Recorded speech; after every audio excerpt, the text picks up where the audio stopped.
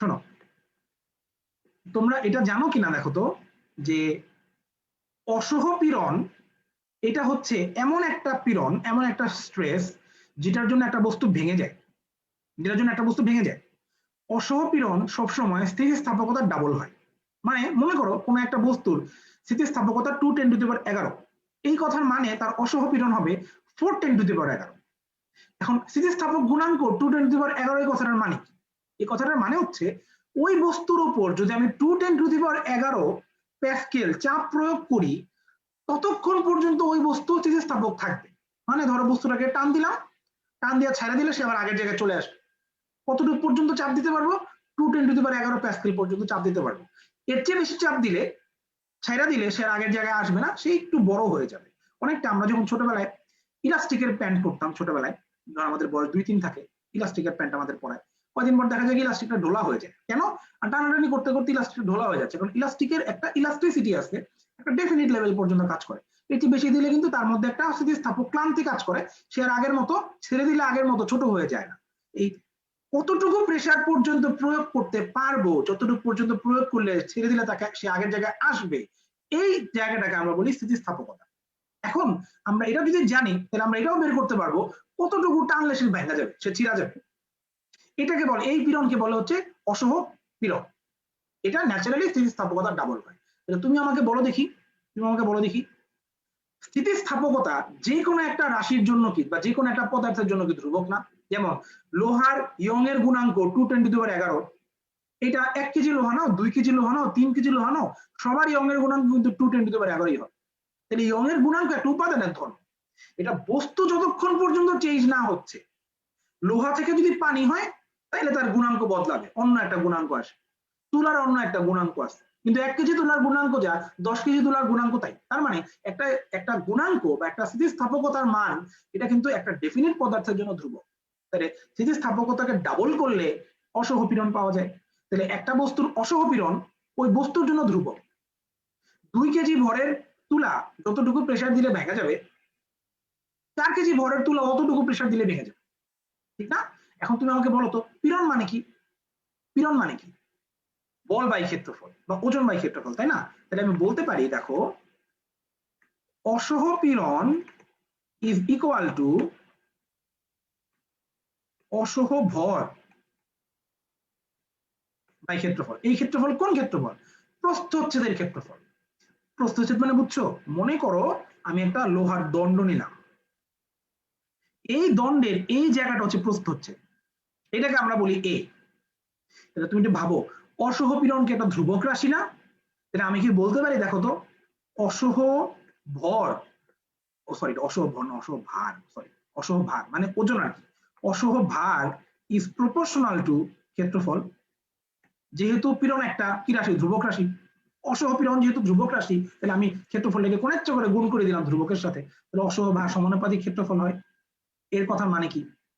ক্ষেত্রফল যদি কমে তার অসহ ভার কমবে, ক্ষেত্রফল যদি বাড়ে তার অসহ ভার বাড়বে। তার মানে একটা তার যত মোটা হবে সে তত বেশি পরিমাণ ওজন নিতে পারবে। যেমন মনে করো আমরা যখন বারান্দা কাপড় ঝুলাই, তখন আমরা কি করি, একটা দড়ি দিয়ে বারান্দার এক মাথা থেকে আরেক মাথা পর্যন্ত বাঁধি, বাইরে সেখানে আমরা কাপড় ঝুলাই, ঠিক? একটা বাড়িতে কয়জন মানুষ বসবাস করে এটা ওই বারান্দার কাপড় দেখলেই বোঝা যায়। বাঙালি বারান্দা বাতাস খাওয়ার জন্য ব্যবহার করে না, বাঙালি বারান্দা কাপড়কে বাতাস খাওয়ানোর জন্য ব্যবহার করে। দুঃখজনক হইলেও সত্য। বিশেষ করে ঢাকা শহর বা বিভিন্ন শহরের যেখানে আলাদা বাইরে কোনো উঠান নাই, সেখানে কিন্তু সবাই কি করে, উঠানে ওই যে বারান্দার মধ্যে কাপড় ঝুলায়, ঠিক কিনা?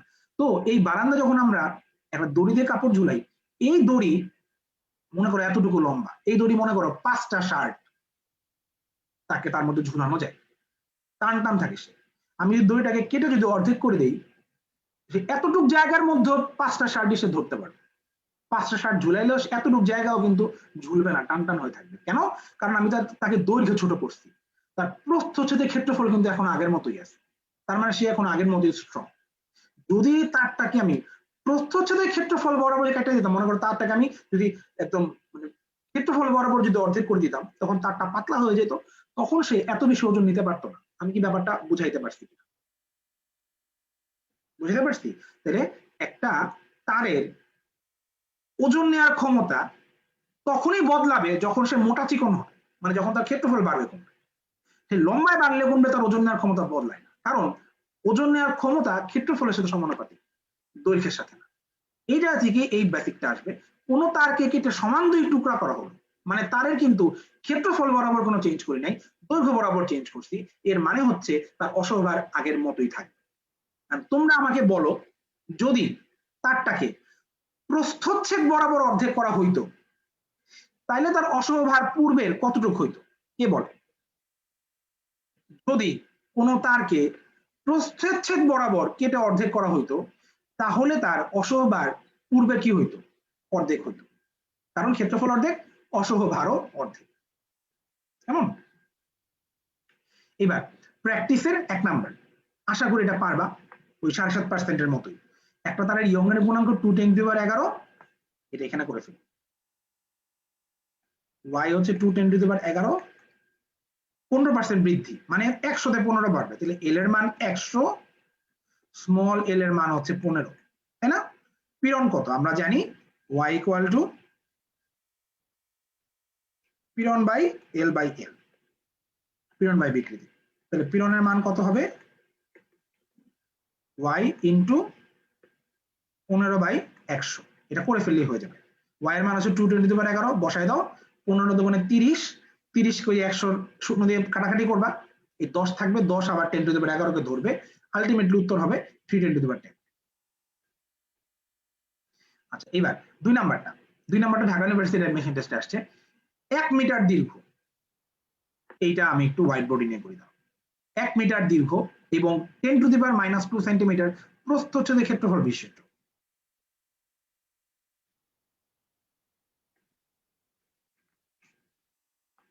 এল এর মান 1 মিটার, এ এর মান 10⁻² সেন্টিমিটার স্কয়ার। তুমি কি জানো 10⁻² সেন্টিমিটার স্কয়ার মানে যা 10⁻6 মিটার স্কয়ার মানে তাই, কারণ 1 সেন্টিমিটার স্কয়ার মানে 10⁻4 মিটার স্কয়ার, 10⁻2 সেন্টিমিটার স্কয়ার মানে 10⁻6 মিটার স্কয়ার, এটা জানো কিনা?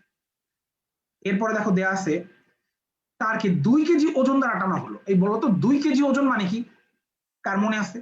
2 কেজি ওজন মানে হচ্ছে 2 × 9.8 নিউটন।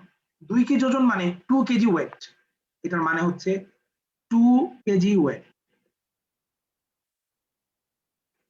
মানে হচ্ছে 2 × 9.8 নিউটন। তাহলে আমার এফ এর মান হচ্ছে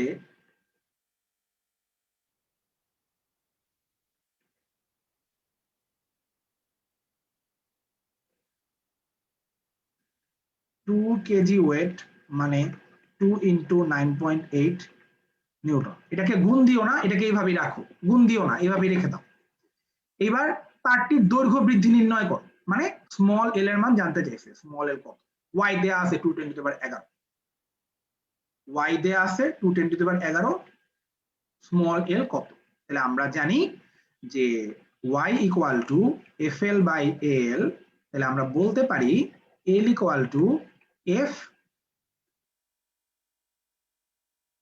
FL/AY, মান বসাই দিয়ে আসো। 2 × 9.8, L এর মান 1 মিটার, A এর মান হচ্ছে 10⁻6, তারপরে y এর মান 2×10⁻11। এখন তুমি খেয়াল করো 2 কাটাকাটি যাবে, 10⁻6 আর 10⁻11 নিজে নিজে ঝগড়া করবে, ঝগড়া করে 10⁵ হবে, এইটা উপরে গেলে 10⁻5 হয়ে যাবে। তার মানে আমার উত্তর হবে 9.8 10⁻5। কেমন? এবার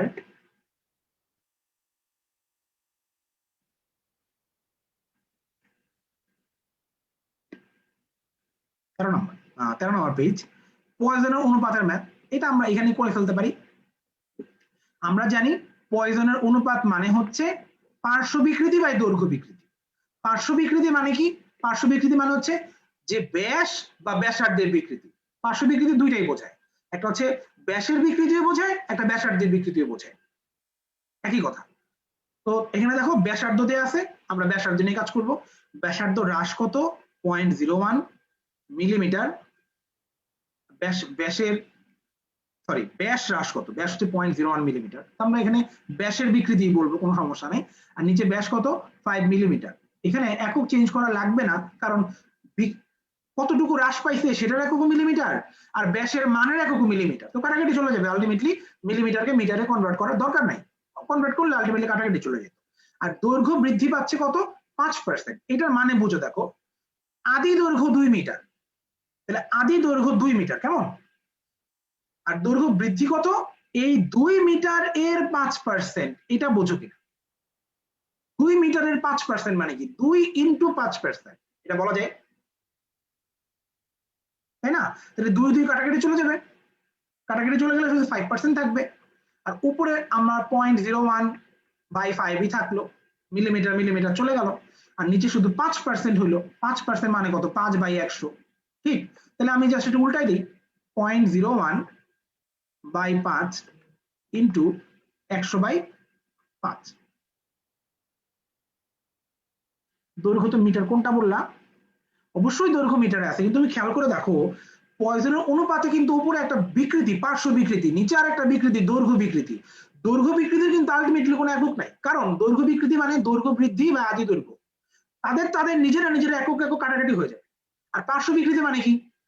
মানে হচ্ছে তোমার পার্শ্বের বৃদ্ধি বা আদি পার্শ্ব, ওই দুইটা দুইটা নিজেরা নিজেরা মিলে কিন্তু কাটাকাটি হয়ে যাবে। তো তুমি শুধু এটা দেখবা যে পার্শ্ব বিকৃতির জন্য আমার যে ব্যাস দেয়া আছে আর যে ব্যাসের বৃদ্ধি দেয়া আছে এদের একক সিমিলার কিনা, তারা দুটো নিজেরা নিজেরা কাটাকাটি হয়ে যাবে, তারা তো আর দৈর্ঘ্যের একক কি ধরতেছে না, দৈর্ঘ্যের একক তো আবার নিজেরা কাটাকাটি হয়ে যাচ্ছে, তাই না?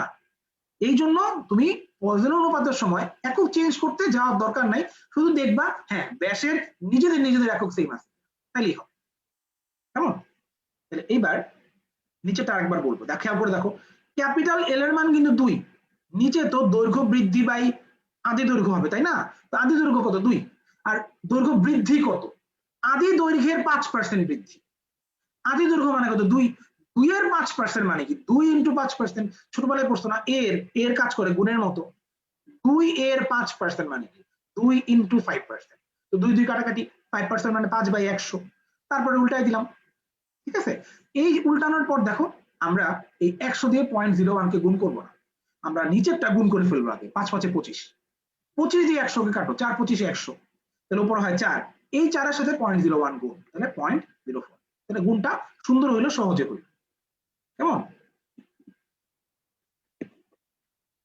এইবার পৃষ্ঠ টানের ম্যাথ, পৃষ্ঠ টানের ম্যাথের জন্য দেখো পানির উপরিতল থেকে 0.05 মিটার লম্বা একটি অনুভূমিক তারকে টেনে তুলতে ওজন সহ সর্বাধিক এত বলের প্রয়োজন হয়, পানির পৃষ্ঠ টান কত? পৃষ্ঠ টানের ম্যাথের সূত্র হচ্ছে,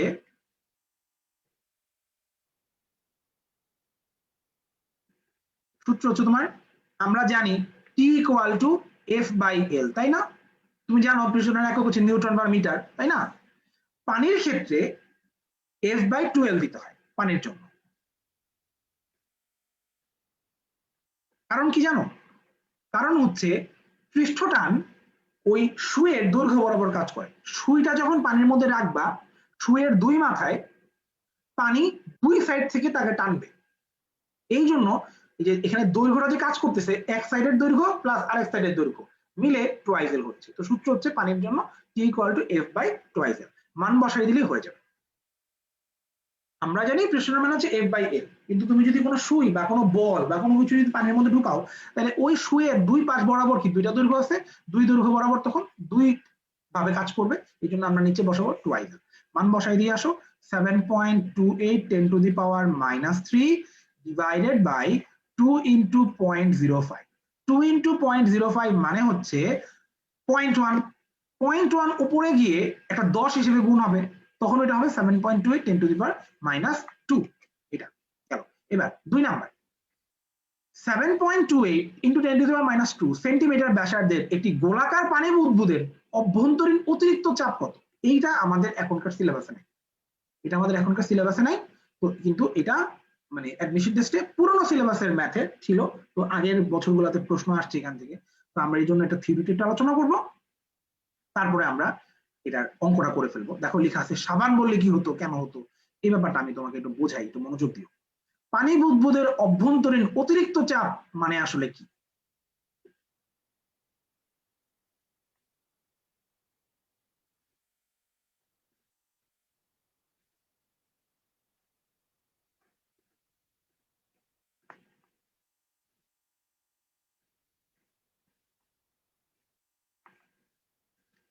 পানির জন্য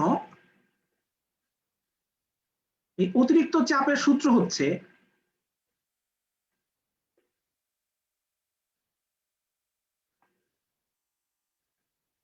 P equal to 2T by small r, আর সাবানের জন্য এই অতিরিক্ত চাপের সূত্র হচ্ছে P equal to 4T by r। এখন এটার যে প্রমাণটা, এটা একটা ইন্টিগ্রেশনের প্রমাণ, আমরা প্রমাণে যাব না, আমরা এই বেসিকটা বুঝবো যে আসলে পানি বুদবুদের ভেতরে অতিরিক্ত চাপ কেন আসে, অতিরিক্ত চাপ কই থেকে আসে, এটা মানে এটা মান যে 2T by r এটা নিয়ে আমরা ইয়ে করবো না, আমরা জানবো যে আসলে অতিরিক্ত চাপটা কেন হয় আর সাবানের জন্য কেন সেটা ডাবল। হ্যাঁ, মানে বোঝাই তোমার সব। মনে করো এটা একটা পানি বুদবুদ, এখন এই যে পানি যে বুদবুদটা যে বাবলটা, এইটার ভেতরে আছে তোমার হচ্ছে পানি, বাইরে আছে বাতাস, এই বাইরের দুনিয়া হচ্ছে বাতাসের দুনিয়া, রাইট? আর ভিতরে যে পানির দুনিয়া। এখন বাইরের যে বাতাস এটা কিন্তু একটা প্রবাহী, আর ভেতরের যে পানি এটাও একটা প্রবাহী, তাই না? কোন প্রবাহী অন্য কোন প্রবাহীকে সহ্য করতে পারে না, জেলাস, হিংসা করে। তো এই বাতাস চাইবে কি জানো? বাতাস চাইবে পানি বাবলটাকে চারপাশ থেকে চাপায় ভর্তা বানায় ফেলতে, বাতাস চাইবে পানি বাবলটাকে ছোট করতে। তো বাতাস বাইরে থেকে চাপ দিবে এইভাবে পানি বাবলের উপর, ছোট করে ফেলতে চাইবে। এটাকে আমি বলতে পারি পি অফ আউটসাইড, বাইরে থেকে চাপ দিচ্ছে, তাই না? পানি চাপ দিবে ভেতর থেকে বাইরের দিকে, ঠিক কিনা? পানি চাইবে বাতাসের দুনিয়া দখল করে ফেলতে, পানি চাইবে তার বাবলকে বড় করতে, বাতাসকে খেয়ে ফেলবো, তাহলে পানি ভেতর থেকে বাইরের দিকে চাপ দিবে কিভাবে?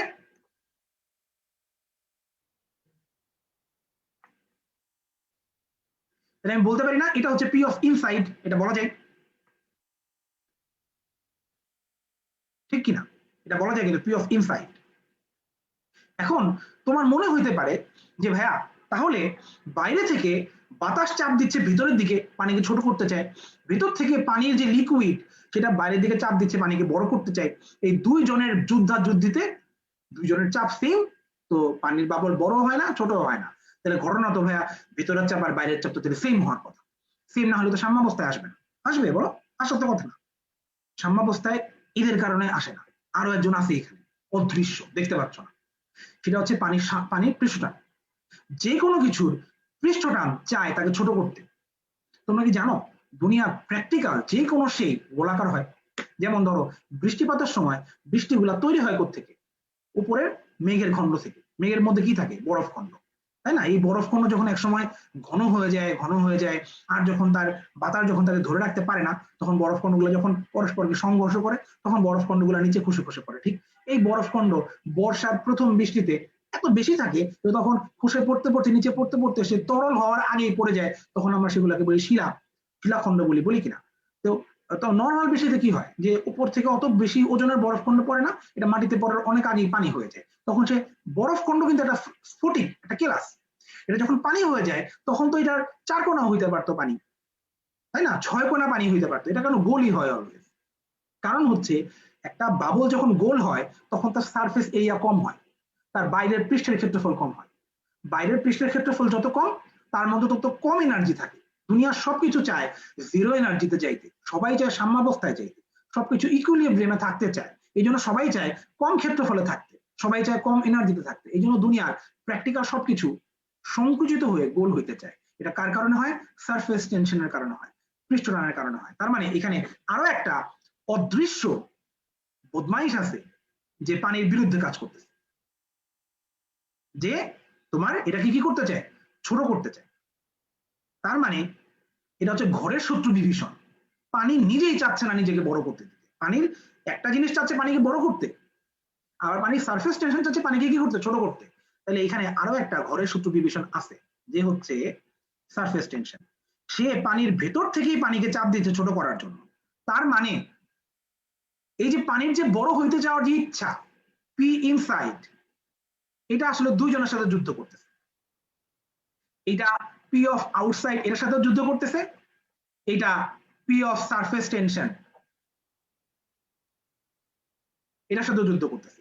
এই দুইজনের সাথে যুদ্ধ কইরা পি অফ ইনসাইড টিকে আছে বইলাই আমরা পানির বাবলকে গোল দেখি। যদি এই পি অফ ইনসাইড যুদ্ধ করে ঠিক থাকতে না পারতো তাহলে কিন্তু পানির বাবল আর আমরা দেখতে পেতাম না। আমরা পানির তখন ছোট ছোট গুড়ি গুড়ি ছিটা দেখতে পাইতাম, পানির বাবল আমরা কখনো দেখতাম না। তুমি আমাকে বলো তো, তাহলে পানির ভেতরের যে চাপটা, এটা কি বাইরের চাপের চেয়ে বেশি না? কারণ পানিকে তো আটকা রাখছে কে? পানির সারফেস টেনশন, ঘরের সূত্র ডিভিশন। এটা না থাকলে কিন্তু পানির বাবল ঠিকই বড় হইতো।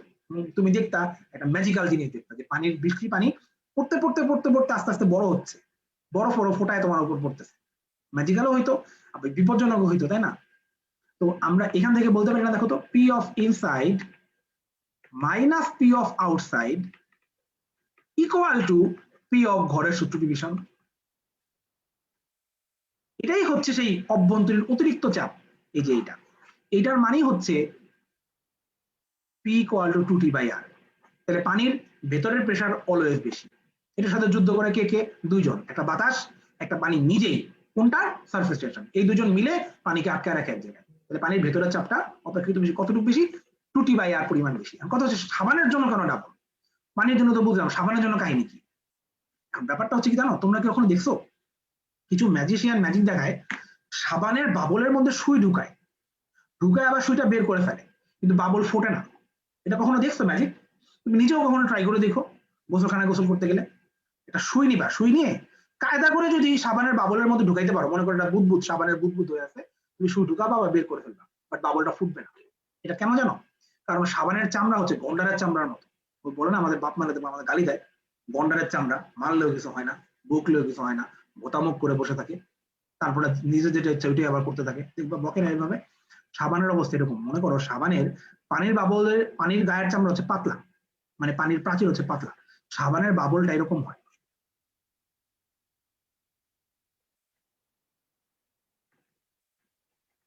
এত মোটা হয় না, মানে আমি বোঝানোর জন্য বলতেছি। আজকে ট্রাই করবা, সাবানের বাবলে সুই ঢুকায় আবার সুইটা বের করার চেষ্টা করবা, কিন্তু বাবল ফুটবে না। যদি পারো তাহলে তুমি সফল। এখন মানে সাবানের বাবলটা বেশি মোটা, তো এখানে সুই ঢুকালে সুইয়ের প্রেশার যদি কম থাকে, তাহলে সাবানের বাবল সেটাকে পাল্লা দিতে পারে, মানে সাবানের বাবলটা ফুটবে না। ঠিক আছে? এখন আমরা এটাকে একটু বড় করে আঁকি।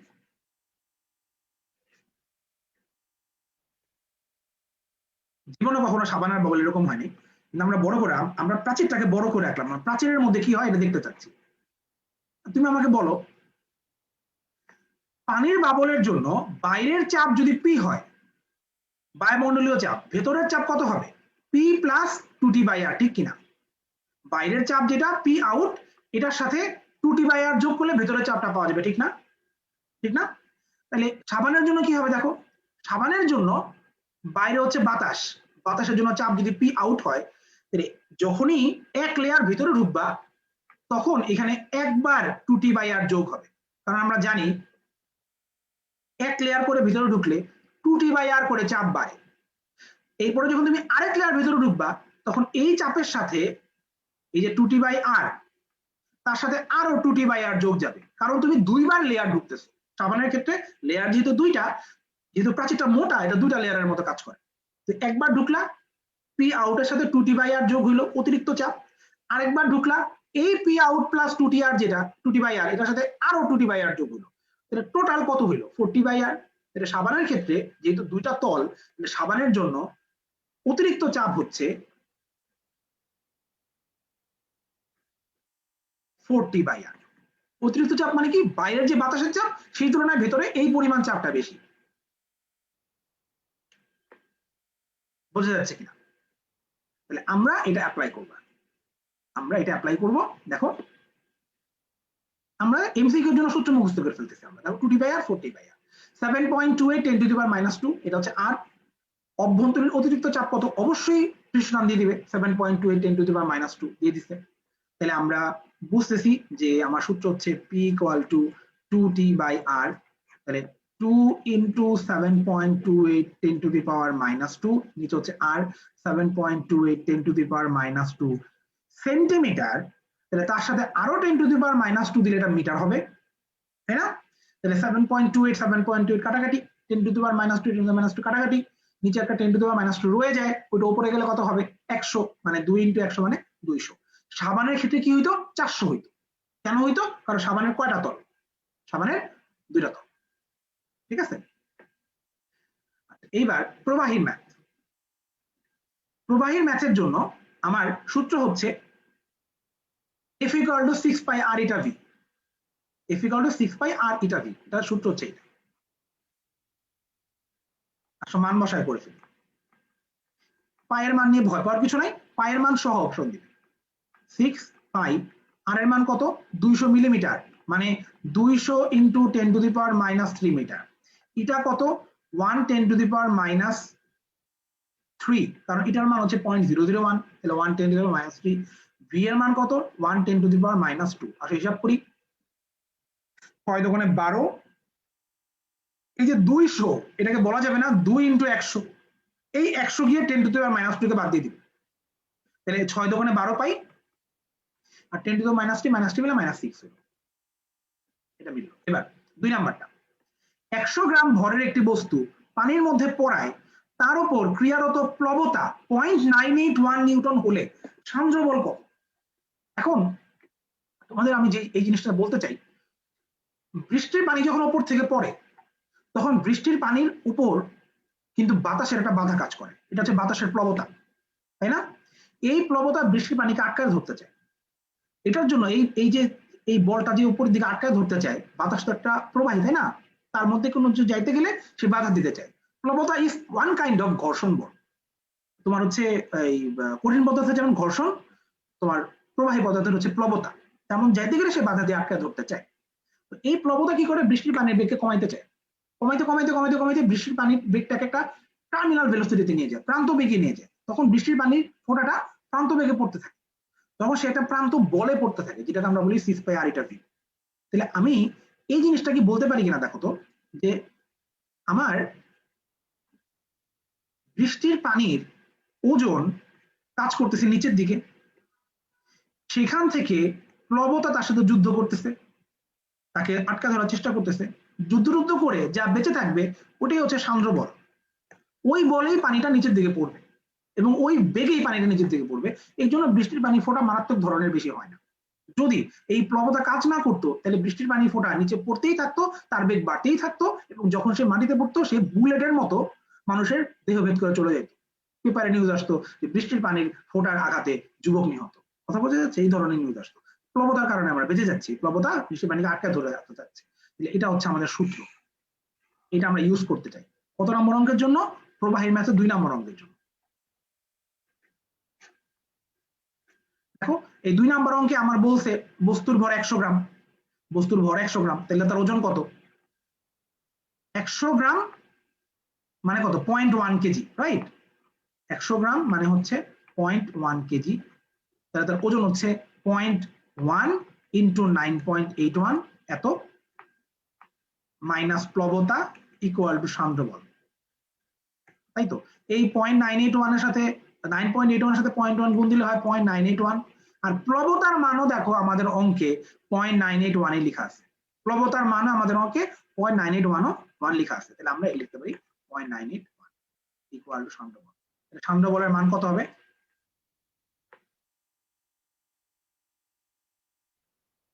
কত হবে? 0। সান্দ্র বলের মান 0 মানে কি জানো?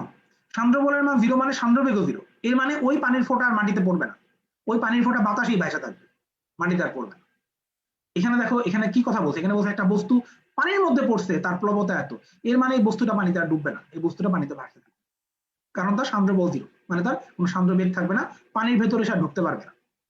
এটা কেন? এবার 3 নাম্বার, প্রতিটি 10 to the power minus 4 metre ব্যাস বিশিষ্ট পানির 1000টি ক্ষুদ্র কণা মিলে একটা বৃহৎ ফোঁটা তৈরি করে, বৃহৎ ফোঁটার ব্যাসার্ধ কত? এটা নিয়ে আমরা একটু কথাবার্তা বলতে চাই, যে একটা বড় কণাকে ফাটাইলে কি হয় আর কিছু ছোট ছোট কণাকে জোড়া দিলে কি হয়। 3 নম্বর অঙ্ক, তুমি দেখো মনে করো এটা একটা বড় কণা, একটা বড় একটা পানির বাবল, এই বড় পানির বাবলের আয়তন হচ্ছে মনে করো 4/3 পাই r কিউব, এটা হচ্ছে এই বড় পানির বাবলের ব্যাসার্ধ। এই বড় পানির বাবলটাকে যদি আমি ভাঙ্গা দেই, ভাঙ্গা মনে করো আমি ছোট ছোট ছোট ছোট অনেকগুলা সমান ব্যাসার্ধের পানির বাবল বানাইলাম, প্রত্যেকের ব্যাসার্ধ মনে করো স্মল আর স্মল আর স্মল আর, কেমন? তাহলে প্রত্যেকের আয়তন কত হবে? 4/3 পাই স্মল আর কিউব, তাই না? মনে করো এখানে n সংখ্যক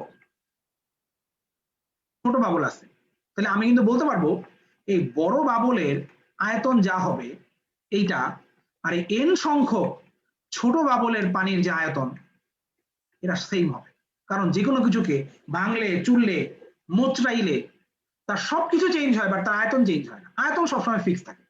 তাহলে বড় বাবলের আয়তন আর ছোট এন সংখ্যক বাবলের আয়তন সেম। এখান থেকে আমরা কিন্তু চাইলে একটা সুন্দর একটা লাইন বের করতে পারি। দেখো আর কিউব 4/3 পাই 4/3 পাই কাটাকাটি যাবে, তাহলে আমরা বলতে পারি R cube equal to N R cube, R cube equal to N R cube. তাহলে আমাদের এরকম একটা প্রমাণ আসতে পারে সিকিউতে যে R cube R equal to cubic root of N into R, এটা বলা যায় কিন্তু, তাই না? তাহলে আমরা এখান থেকে লাইন বাইর করতে পারি। লাইনটা কি? লাইনটা হচ্ছে যে যদি একটা বড় বাবলকে ভেঙে ফেলা হয় তাহলে তার আয়তন কখনো চেঞ্জ হয় না, আয়তন ফিক্স থাকে। এবার সেকেন্ড লাইন বুঝতে হবে, সেটা হচ্ছে যে আমাকে বলো একটা বড় বাবল আমরা ভাঙছি, ভাঙা ছোট ছোট ছোট ছোট অনেকগুলো বাবল বানাইছি, এই বাবলগুলোর আয়তনের যোগফল কি বড় বাবলের সমান? তাহলে এই বাবলগুলোকে যদি আমি বড় বাবলের মধ্যে ঢুকাই দেই তাহলে তার আগে সুন্দর করে এটা যাবে না? যাবে কিনা? যাবে না, কারণ আয়তন তো সমান, তাহলে অবশ্যই এগুলাকে ভেতরে ঢুকানো যাবে। তাহলে আমাকে বলো দেখি এই বড় বাবলের পৃষ্ঠের ক্ষেত্রফল আর ছোট বাবলগুলার পৃষ্ঠের ক্ষেত্রফলের যোগফল সেম হবে কিনা? অবশ্যই না, কারণ তুমি দেখো এই ছোট বাবলগুলা যখন বাইরে ছিল তখন তাদের ক্ষেত্রফল বাইরের পুরোটাই কাউন্ট হচ্ছিল, কিন্তু পুরোটাই কাউন্ট হচ্ছিল, লাল কালার দিয়ে দেখাই, এই ক্ষেত্রফল পুরাটাই কাউন্ট হচ্ছিল। কিন্তু এখন যখন এই বাবলগুলা বড় বাবলের ভেতরে ঢুকে যাবে তখন কিন্তু বড় বাবলের যে ক্ষেত্রফল তাতে কিন্তু ছোট বাবলগুলোর ক্ষেত্রফল পুরাটা কন্ট্রিবিউট করতেছে না, ছোট বাবলের ভেতরের দিকের সাইডগুলা কিন্তু ভেতরে পড়ে যাচ্ছে, এটা কিন্তু আর ক্ষেত্রফলের মধ্যে কাউন্ট হচ্ছে না। এই যে এই ভেতরে যে ছোট বাবলটা, এটার ক্ষেত্রফলটা কি আর বড় বাবলের ক্ষেত্রফলের মধ্যে কাউন্ট হচ্ছে না, কিন্তু এই ক্ষেত্রফল কিন্তু বড় বাবলের মধ্যে হারিয়ে যাচ্ছে, আয়তন অ্যাড করতেছে বাট ক্ষেত্রফল কিন্তু হারিয়ে যাচ্ছে ভিতরে। এই পৃষ্ঠের ক্ষেত্রফল কিন্তু আর বড় বাবলের পৃষ্ঠের ক্ষেত্রফলের সাথে কাউন্ট হচ্ছে না, হচ্ছে কি? তার মানে আমি বলতে পারি এই বড় বাবলের ক্ষেত্রফল যদি হয় 4 পাই আর স্কোয়ার আর ছোট বাবল প্রত্যেকটার ক্ষেত্রফল যদি হয় 4 পাই স্মল আর স্কোয়ার, তাহলে অবশ্যই এই 4 পাই আর স্কোয়ারের চাইতে এই n ইন্টু 4 পাই স্মল আর স্কোয়ার অনেক বড় হবে, কারণ ভেতরের ক্ষেত্রফলগুলা কাউন্ট হচ্ছে এখন, কারণ ভেতরের ক্ষেত্রফলগুলো এখন বাইরে বাইরে বাইরে বাইরে কাজ করতেছে, রাইট? এটা কি বুঝছো কিনা আমাকে কমেন্টে জানাও তো একটু। আমি যখন একটা বড় বাবলকে ভাঙিয়ে অনেকগুলো ছোট বাবল বানাই তখন আয়তন সেম থাকে, কিন্তু ছোট বাবলগুলার পিঠের যে ক্ষেত্রফল এগুলা বড় বাবলের পিঠের ক্ষেত্রফলের চেয়ে বেশি হবে, কারণ ছোট বাবলগুলা বড় বাবলের পেটের মধ্যে ছিল, যখন ছিল তখন তাদের পিঠের ক্ষেত্রফল বড় বাবলের পিঠে কাউন্ট হচ্ছিল না, বা তারা যখন বাইরে বেরোয় আসতেছে তখন কিন্তু পিঠের ক্ষেত্রফলটা তাদের কাউন্ট হচ্ছে, মানে তাদের টোটাল ক্ষেত্রফল বড় বাবলের চেয়ে বেশি হবে, তাই না? তুমি আমাকে তাহলে বলো দেখি একটা বড় বাবলকে ভাঙলে তাহলে আমরা ক্ষেত্রফল কি বাড়াইলাম না?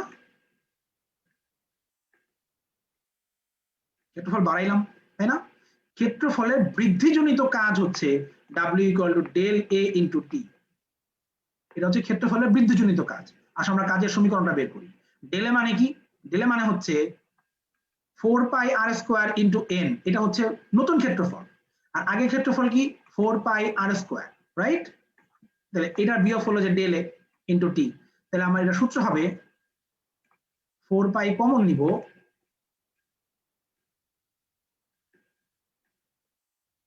এটা হচ্ছে ক্ষেত্রফলের বৃদ্ধিজনিত কাজ, ঠিক? তাহলে আমাকে বলতো একটা বড় বাবল থেকে ছোট বাবল বানাইলাম, তার ক্ষেত্রফল বাড়াইতে হইছে, তার মানে তার উপর কাজ করতে হইছে, কাজ করার জন্য তাকে কিছু শক্তি দিতে হবে না? এই শক্তি তার মধ্যে জমা থাকবে, তাহলে আমি কি বলতে পারি এ সময় শক্তি শোষিত হয়, এই শোষিত শক্তি তার ক্ষেত্রফল বাড়াইতে কাজ করে, তাই না? আর যখন আমি ছোট বাবল গুলাকে যোগ করে বড় বাবল বানাবো, ছোট বাবলকে জোড়া দিয়ে বড় বাবল বানাবো, তখন আমার ক্ষেত্রফল কমবে, ক্ষেত্রফল কমবে মানে কি তার ভিতরে কিছু এনার্জি ছিল সেগুলো সে বাইর করে দিবে, বাদ বাকি এনার্জি দিয়ে ক্ষেত্রফল কমাই দিবে, তাহলে তখন শক্তি বিকৃত হয়। তুমি আমাকে বলো তো প্র্যাকটিক্যাল লাইফে আমরা কখনো ছোট বাবল জোড়া দিয়ে বড় বাবল বানাইতে দেখি প্র্যাকটিক্যাল লাইফে? ছোট বাবল জোড়া লেগে লেগে বড় বাবল হচ্ছে, এটা আমরা কখনো দেখি না। প্র্যাকটিক্যাল লাইফে আমরা বৃষ্টিপাত দেখি, যে বৃষ্টিপাতে বড় বাবল ভেঙে ভেঙে ছোট ছোট বাবল হয়, যেটা করার জন্য শক্তি শোষিত হয়। এই শক্তি সে কোথা থেকে নিবে? তোমার গা থেকে নিবে। এই জন্য বৃষ্টি হইলে আমরা আমাদের বডির টেম্পারেচার কম অনুভব করি, এই জন্য বৃষ্টি হইলে আমাদের ঠান্ডা লাগে। তুমি কি বুঝছো? বৃষ্টিপাত হলে কেন আশপাশ ঠান্ডা লাগে? কারণ যখন বৃষ্টিপাত হয় বড় বাবল গুলা ভাঙা ভাঙা ছোট বাবল হয়। এই ছোট বাবল হওয়ার জন্য তাকে কাজ করতে হয়, এই কাজ করার জন্য তাকে এনার্জি দিতে হয়। এই এনার্জিতে সে শোষণ করবে। কোথা থেকে শোষণ করবে? এটা তোমার গা থেকে শোষণ করবে। তার মানে তোমার গাতে তখন ঠান্ডা ঠান্ডা ফিল হবে। এই জন্য বৃষ্টি হলে আমাদের কাছে মনে হয় আমাদের শরীর ঠান্ডা লাগতেছে, এটা আল্লাহর রহমত, তাই না? দেখছো? আমরা এইখানে 3 নাম্বার অঙ্কটা এখন করে ফেলবো। 10⁻⁻4 মিটার ব্যাস বিশিষ্ট পানির 1000টি ক্ষুদ্র ফোঁটা মিলে একটি বৃহৎ ফোঁটা তৈরি করলো। বৃহৎ ফোঁটার ব্যাসার্ধ কত? আমরা জানি ব্যাসার্ধ বের করার সূত্র হচ্ছে r = cubic root of n into small r। বড় ফোঁটার যে ব্যাসার্ধ এটা হবে cubic root of n into small r। তাইলে কিউবিক রুট অফ n মানে কত? কিউবিক রুট অফ 1000, 1000 এর কিউবিক রুট কত? 10, 10 ইন্টু স্মল r।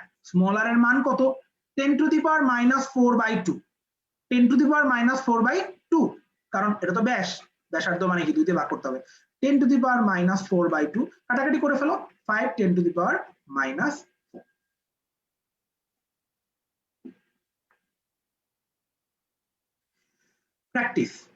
প্র্যাকটিসের 1 নাম্বার আমাদের এই 3টা অঙ্ক আছে, তারপরে আমরা 3টা হোম প্র্যাকটিসের ম্যাথ করব, সোলেমানি কোয়ার ম্যাথ করব, শেষ। আমি বলছিলাম ক্লাসটা মোটামুটি 2 ঘন্টা 40 মিনিটের ক্লাস হবে, আশা করি 2 ঘন্টা 40 মিনিটে ক্লাসটা শেষ হয়ে যাবে। কোন সান্দ্র প্রবাহিতে m ভরের সীসার গোলকের অন্তবেগ ক্যাপিটাল V 64 m ভরের সমান ঘনত্বের, কথাটা খেয়াল করো, সমান ঘনত্বের অন্য একটি সীসার গোলকের একই সান্দ্র প্রবাহিত অন্তবেগ কত হবে? আমাকে একটু বলো, ঘনত্ব মানে কি? ভর বাই আয়তন, ভর বাই আয়তন। তাহলে ঘনত্ব যদি ধ্রুবক হয় অবশ্যই আমি বলতে পারি তাহলে ভর সমানুপাতিক আয়তন হবে, এটা বলা যায়। ঘনত্ব যদি ধ্রুবক হয় ভর সমানুপাতিক কি হবে? আয়তন। আর আয়তন সমানুপাতিক কি? ব্যাসার্ধের কিউব, এটা জানো কিনা? আয়তন মানে কি? 4/3 পাই আর কিউব, তাহলে আয়তন সমানুপাতিক ব্যাসার্ধের কিউব, ঠিক। আবার বলি, ঘনত্ব সমান, ঘনত্ব মানে ভর বাই আয়তন, ঘনত্ব যদি সমান তাহলে অবশ্যই ভর সমানুপাতিক আয়তন, আবার আয়তন সমানুপাতিক ব্যাসার্ধের কিউব। তাহলে আমি কি বলতে পারি না ভর সমানুপাতিক ব্যাসার্ধের কিউব? তাহলে আমার ভর দেয়া আছে 64, তাহলে ব্যাসার্ধ কি অবশ্যই 4 হবে না? এটা বুঝো কিনা দেখো। আমি কি বলতে পারি ব্যাসার্ধ ইজ প্রপোর্শনাল টু ভর টু দি পাওয়ার 1/3, এটা বলা যায় না? তাহলে ভর কত? 64 গুণ, তাহলে ব্যাসার্ধ কয় গুণ? 4 গুণ। ব্যাসার্ধ কয় গুণ? 4 গুণ। আর দেখো আমার ব্যাসার্ধ চাই নাই, আমার চাইছে সান্দ্র প্রবাহিত অন্তবেগ কত হবে। সান্দ্র প্রবাহিত অন্তবেগ কত হবে? তোমরা কি এই সূত্রটা জানো? দেখো তো মনে পড়ে কিনা। এটা মনে না থাকারই কথা। v = 2/9 r² rho minus rho 1 into g by eta। এই সূত্র থেকে আমি বের করতে পারি বেগ ইজ প্রপোর্শনাল টু r²। আমার দেখো এই বেগটা চাইছে, যেহেতু r এর মান 4 গুণ, অবশ্যই বেগের মান কয় গুণ হবে? 16 গুণ হবে। এটা একটা বিশাল বড় একটা অঙ্ক, কিন্তু সমানুপাতিক ব্যস্তানুপাতিক দিয়ে খুব দ্রুত করে ফেলা যায়। বুঝা যাচ্ছে কি বললাম? তাহলে আবার বলি, ঘনত্ব সমান, তাহলে ভর আর আয়তন সমানুপাতিক। আয়তন হচ্ছে ব্যাসার্ধের ঘনের সমানুপাতিক, তাই না? কিউবের সমানুপাতিক। তাহলে আমি ভর থেকে ব্যাসার্ধের মানটা বের করতে পারি, কিউবিক রুট অফ 64, 4 গুণ। আমার চাইছে অন্তবেগ, আমরা জানি অন্তবেগের সূত্র হচ্ছে 2/9 r² rho minus rho 1 by eta into g। এত বড় সূত্র মনে রাখার দরকার নাই, v সমানুপাতিক r² মনে রাখলে চলবে। তাহলে r এর মান হচ্ছে 4 গুণ, v এর মান 16 গুণ, শেষ। একই ধাতুর তৈরি একটি দুইটি গোলক যাদের একটাই ব্যাসার্ধ অন্যটার দ্বিগুণ, দেখো ব্যাসার্ধ 2 গুণ বলে দিচ্ছে, বলছে টার্মিনাল গতি কয় গুণ? আমরা জানি ব্যাসার্ধ 2 গুণ হলে টার্মিনাল গতি 4 গুণ হবে, কারণ বর্গ সমানুপাতিক। গেল। 3, সম আকারের দুটি ফোঁটা 10 সেন্টিমিটার/সেকেন্ড সমবেগে বায়ুর মধ্যে পড়ছে। যদি দুইটা ফোঁটা একীভূত হয় তাহলে তাদের বেগ কত হবে? আমরা জানি বেগ হচ্ছে ব্যাসার্ধের বর্গ সমানুপাতিক, তাই না? তাহলে আমার ব্যাসার্ধ লাগবে। তুমি খেয়াল করো, দুইটা ছোট ফোঁটা যাদের ক্ষেত্রে ব্যাসার্ধ হচ্ছে 10, তাহলে বড় ফোঁটার ব্যাসার্ধ কত হবে বলতো? বড় ফোঁটার ব্যাসার্ধ হবে না কিউবিক রুট অফ 2 ইন্টু 10, এটা বলা যায়। কিউবিক রুট অফ 2 ইন্টু 10, এটা বলা যায় না? না আমি ভুল করলাম, আরে 10 তো বেগ পুরো কি, আমি ছোট ফোঁটার ব্যাসার্ধ ধরে নেই, আর ধরলাম ছোট ফোঁটার ব্যাসার্ধ হচ্ছে আর, কেমন? তাহলে বড় ফোঁটার ব্যাসার্ধ কত হবে? কিউবিক রুট অফ 2 ইন্টু আর, তাই না? তার মানে ব্যাসার্ধ কিউবিক রুট অফ 2 গুণ বাড়বে। তাহলে ব্যাসার্ধ যদি কিউবিক রুট অফ 2 গুণ বাড়ে, বেগ বাড়বে কিউবিক রুট অফ 2 এর বর্গের গুণ। ব্যাসার্ধ যদি কিউবিক রুট অফ 2 গুণ হয়, বেগ হবে কিউবিক রুট অফ 2 এর বর্গ। কিউবিক রুট অফ 2 এর বর্গ কিন্তু 2 টু দি পাওয়ার 2/3 লেখা যায়। তাহলে বেগ হবে এত গুণ। বেগ আগে কত ছিল? 10 সেন্টিমিটার পার সেকেন্ড। তাহলে বেগ এখন কত হবে? এই এত গুণের সাথে 10 গুণ দিয়ে দাও, 10 ইন্টু 2 টু দি পাওয়ার 2/3। না বুঝলে আমাকে কমেন্টে জানাও, না বুঝলে আমাকে কমেন্টে জানাও।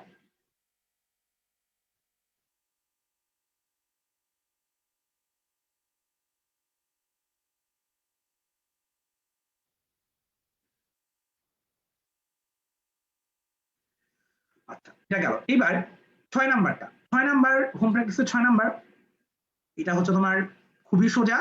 সঞ্চিত বিভব শক্তির সূত্র হচ্ছে U equal to half of K X square, আর আমরা জানি F equal to K X. F এর মানটা এখানে বসাই দিলেই হয়ে যাবে। দেখো আমি লিখতে পারি না, half of K x into x, মান বসাই দাও হয়ে যাবে। 11 নাম্বারটা সোজা, 1 বর্গ সেন্টিমিটার প্রস্থচ্ছেদ বিশিষ্ট, মানে এর মান 1 সেন্টিমিটার স্কোয়ার, মানে 10 to the power -4 metre square. কত বল প্রয়োগ করলে এফ এর মান চাইছে। দৈর্ঘ্য বৃদ্ধি আদি দৈর্ঘ্যের সমান হবে, মানে এল এর মান ক্যাপিটাল এল ধরতে বলছে, দৈর্ঘ্য বৃদ্ধি আদি দৈর্ঘ্য সমান হবে। ওয়াই এর মান দেয়া আছে, তাহলে আমরা জানি Y equal to F L by L. তাহলে আমার যদি এফ জানতে চাই, আমার এটা হবে Y A L by capital L. L আর এল কাটাকাটি যাবে কারণ দুটো সমান, ওয়াই আর এ গুণ করে দিতে হবে। ওয়াই কত? 2 10 টু দি পাওয়ার 11, এ কত? 10 টু দি পাওয়ার -4, মিলে হলো 2 10 টু দি পাওয়ার 7 গেল। এটা 20 নাম্বার। 20 নাম্বারে দেখো একজন নভোচারী নভোযানে থাকা অবস্থায় 4G ত্বরণে ঊর্ধ্বমুখী হয়। এটা ওয়ান কাইন্ড অফ লিফট, যেটা উপরের দিকে উঠতেছে। উপরের দিকে কোনো লিফট উঠলে আমরা জানি আপাত ওজন হয় R equal to M into G plus A. এখানেও একই সূত্র। আমার এখানে এ এর মান হচ্ছে 4G, তাহলে M into G plus 4G মানে 5mg। এটা হচ্ছে উত্তর। নিচের দিকে নামলে হইতো তোমার -3mg হইতো আর নিচের দিকে নামলে। আচ্ছা এইবার আমরা ওই যে একটা অঙ্ক বাকি আছে আমাদের, সেটা হচ্ছে সোলেমানি কুয়ার ক্ষমতা। সোলেমানি কুয়ার ক্ষমতার যে ম্যাথ, এই ম্যাথটা আগে বেসিক বুঝবা। এই ম্যাথের ক্যালকুলেশনে প্রচুর দশমিক আসার চান্স থাকে। যদি এই ম্যাথ পরীক্ষা আসে স্পেসিফিক মান দিয়ে প্রশ্ন আসবে, যেমন তুমি দেখবা পাইয়ের মান 22/7 ধরতে বলবে। তুমি দেখছো এই ধরনের, এই যে 22/7 ধরে করার যে ম্যাথ, এই ধরনের ম্যাথ কিন্তু মেডিকেল অ্যাডমিশন টেস্টও ছিল। একটা সিলিন্ডারের আয়তনের একটা ম্যাথ ছিল, তোমরা কোয়েশ্চেন ব্যাংক সলভ করতে গিয়ে করছিলা, যেখানে তোমার আর এর মান ছিল 7/22, যাতে কাটাকাটি, সরি এইচ এর মান ছিল 7/22, যেন কাটাকাটি গিয়ে পায়ের সাথে কাটাকাটি গিয়ে যেন সুন্দর একটা মান আসে। তেমনি ভাবে এই ধরনের ম্যাথে এই মান কিন্তু এরকম ভাবে বদলাই দিবে। যেমন দেখো এখানে মিনিটের মান দেওয়া আছে 22/7, দেখিয়ে বোঝা যাচ্ছে পায়ের মান 22/7 ধরে কাটাকাটি করতে বসছে। কেমন? তো আসো আমরা ব্যাপারটাকে বুঝি।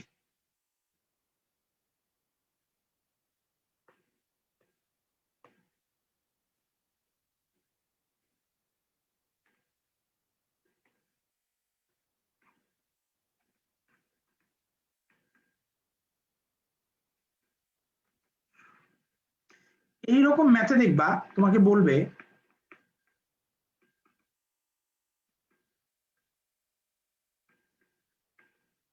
কুয়াকে পানি শূন্য করে ফেলতে বলবে, বলবে কুয়ার পানি তুলে ফেলো পুরাটা, এরকম ভাবে বলবে। মনে করো এখানে একটা কুয়া আঁকা থাকবে, কুয়া আঁকলাম, এই কুয়ার একটা গভীরতা দেওয়া থাকবে এইচ, এই কুয়াতে মনে করো পানি আছে। এখন তোমাকে বললো যে এই কুয়া থেকে পানি তুলতে কি পরিমাণ কাজ করতে হবে। এখন তুমি বলে দিলা যে পানির ভর হচ্ছে এম, আমার উত্তর হচ্ছে mgh। এটা বলা যাবে না, কারণ কি জানো? কারণ কুয়ার এক এক লেয়ারের পানি এক এক গভীরতায় আছে। সব পানিকে তোমার এইচ গভীরতায় তুলতে হবে না। কিন্তু তুমি দেখো প্রথম লেয়ারের যে পানি, এই পানি জাস্ট কাঁচা তুলে ফেললে হয়ে যাবে, তাই না? সেকেন্ড লেয়ারের পানি মনে করো 2 মিটার গভীরতায় আছে, এই পানির জন্য তোমাকে কিন্তু কাজ করতে হবে 2 মিটার উঁচুতে তুললেই কাজ হয়ে যাবে কিন্তু। তার মানে এই সেকেন্ড লেয়ারের পানির জন্য তোমার কাজ হবে mg ইন্টু 2 mgh এর জায়গায়, তাই না? থার্ড লেয়ারের পানি 3 মিটার গভীরতায় আছে, তাহলে এটার জন্য তোমাকে আবার 3 মিটার উঁচুতে তুলতে হবে। এইভাবে করে মনে করে এই কুয়াটা যদি 10 মিটার গভীর হয়, তুমি যদি 10টা লেয়ারে ভাগ করে নাও, প্রত্যেক লেয়ারের পানি তোলার জন্য কিন্তু আলাদা আলাদা উচ্চতা বসাবসি হিসাব করতে হবে। এখন আমরা এই কাজটা কিভাবে করব? এতগুলা লেয়ার আমরা কিভাবে হিসাব করব? সম্ভব না তো। এখানে আমরা একটা ট্রিক্স অ্যাপ্লাই করব। ট্রিক্সটা কি? আমরা চিন্তা করব ভরকেন্দ্র নিয়ে। আমরা চিন্তা করব যে ভরকেন্দ্র হচ্ছে এমন একটা বিন্দু, যে বিন্দুতে ওই বস্তুর পুরা ভর নিহিত আছে। এটা বলা যায় না? তুমি চিন্তা করো তো, এই কুয়াতে যতগুলা পানি আছে সবগুলার ভর যদি 50 কেজি হয়, আমরা কল্পনা করতে পারি এই 50 কেজি ভরের পানি পুরা কুয়াতে নিবদ্ধ না থেকে একটা স্পেসিফিক বিন্দুতে নিবদ্ধ আছে, যেটা হচ্ছে তার ভরকেন্দ্র। পুরা কুয়ার গভীরতা যদি 10 মিটার হয়, ভরকেন্দ্রের গভীরতা কত হবে? অবশ্যই 5 মিটার হবে। তার মানে আমি পুরা কুয়ার পানিকে আলাদা আলাদা করে না তুলে আমি ভরকেন্দ্রটাকে যদি তুলে আনতে পারি, তাহলে কিন্তু আমার হিসাবটা হয়ে যাচ্ছে, তাই না? তাহলে আমি কি করব, যখনই সোলেমানি কুয়ার ম্যাথ আসবে, আমরা পুরা কুয়ার পানি হিসাব না করে আমরা ভরকেন্দ্রের মধ্যে সব পানি নিহিত আছে এটা ধরে সেই ভরকেন্দ্রটাকে তুলবো। এই ভরকেন্দ্র তুলতে যতটুকু উচ্চতায় তুলতে হবে, এটা হচ্ছে আমার এইচ। কথা বোঝা যাচ্ছে কিনা? আর তুমি আমাকে বলো তো, একটা পুরাপুরি পূর্ণ একটা কুয়া, এটার ভরকেন্দ্র কতটুকু গভীরতায় আছে? h/2। তাহলে আমাকে যদি কেউ বলে একটা পূর্ণ কুয়াকে শূন্য করতে চাই, তাইলে আমার উচ্চতা কত হবে? কুয়ার আসল গভীরতাকে 2 দিয়ে ভাগ, এটা বলা যায়, তাই না? আমরা এটাই এখানে অ্যাপ্লাই করি, এই অঙ্কটা আসলে অ্যাপ্লাই করি। দেখো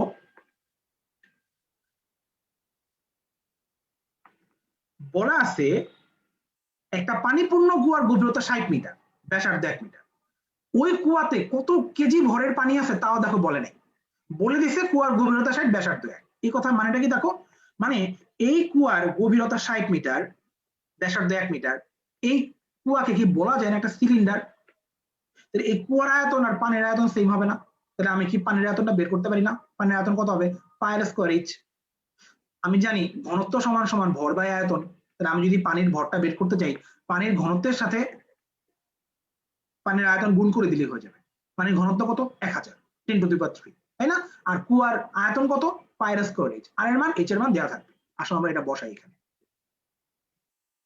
আমার পাম্পটির ক্ষমতা চাইছে, আমরা জানি ক্ষমতা সমান সমান mgh prime by T. H প্রাইমটা কি? আমার ভর কেন্দ্রকে কত উপরে তুলতে হবে। এই এইচ প্রাইম কিন্তু কুয়ার গভীরতা না, এইচ প্রাইম হচ্ছে ভর কেন্দ্রকে কতটুকু উপরে তুলতে হবে। এম কিভাবে বের করব? এম হচ্ছে 1000 ইন্টু পাই আর স্কয়ার এইচ, পাই আর স্কয়ার এইচ ইন্টু জি। জি এর মান যদি কোনো কিছু ধরতে না বলে 9.8 ধরবা। এই অঙ্কে দেখো জি এর মান ধরতে বলছে 10, এটা জি এর মান ধরতে হবে 10, তাই না? Into H prime. H prime মানে কত? 30। কারণ আমরা জানি একটা কুয়াকে মানে শূন্য করে ফেলতে হইলে এইচ প্রাইম মানে h/2 মানে হচ্ছে 30 গুণ হবে। নিচে সময়, সময় মানে কত?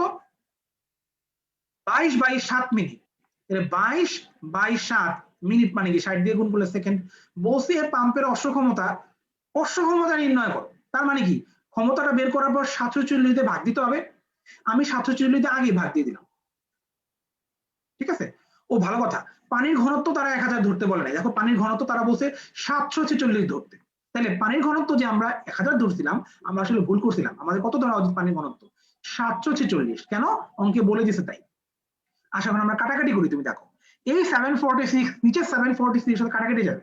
তুমি বুঝতেছো যে কেন এই মানগুলা এরকম ধরতে বললো, যাতে কাটাকাটি যায়। 22/7 কাটাকাটি যাবে, 60 কাটাকাটি যাবে, 1 স্কয়ার নাই হয়ে যাবে, 10 আর 30 গুণ গেলে হবে 300। তাহলে উত্তর হবে 300 হর্স পাওয়ার। না বুঝলে কমেন্টে জানাও, না বুঝলে কমেন্টে জানাও।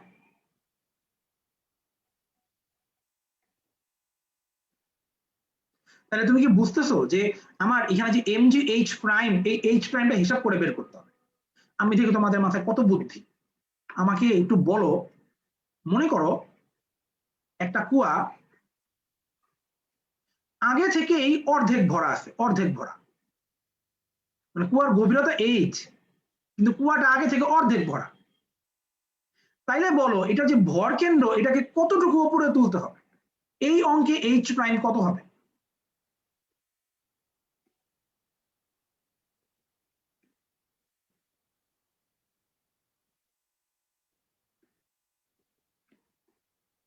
কে বলতে পারে বলো? আমি না কমেন্ট দেখতে পাচ্ছি না, একটু পরপর আমাকে আবার লাইভে ঢুকে কমেন্ট চেক করতে হচ্ছে। এই কুয়াটা গভীরতা এইচ, কিন্তু কুয়াটা অর্ধেক ভরা।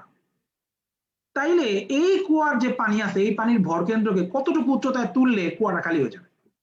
এইচ প্রাইমের মান কত, কে পারে কমেন্টে জানো?